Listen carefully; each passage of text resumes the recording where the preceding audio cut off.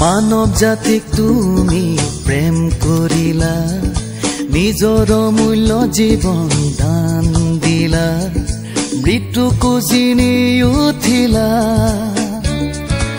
আমাকো পৰিত্ৰাণ দিলা, মৃত্যুকো জিনি উঠিলা, আমাকো পৰিত্ৰাণ দিলা।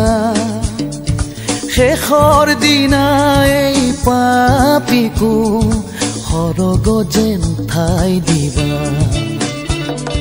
শেষৰ দিনা এই পাপীকো সৰগ যেন ঠাই দিবা।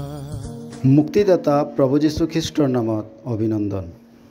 পবিত্ৰ বাইবেলত যোহানে লিখা শুভবাৰ্তা 15 অধ্যায় 24 পদত প্ৰভু যীশুৱে এইদৰে কয়, আন কোনেও যেনে কৰ্ম কৰা নাই, মই তেওঁবিলাকৰ মাজত তেনে কৰ্ম নকৰা হ'লে তেওঁবিলাকৰ পাপ নহ'লহেঁতেন।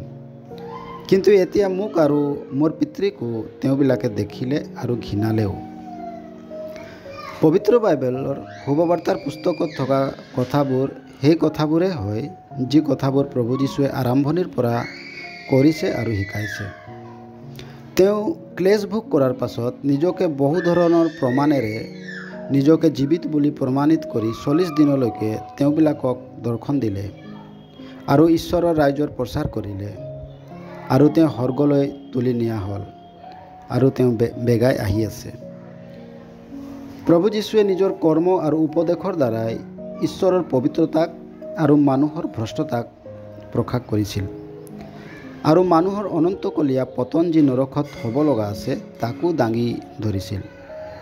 এইকাৰণে প্ৰভু যীশুৰ শুভবাৰ্তা মানুহৰ পাপক প্ৰকাশ কৰে, কাৰণ মানুহে পাপক লৈ কেতিয়াও চিন্তা নকৰে আৰু নিজৰ শেষ গতিকো ভাবি নাচায়।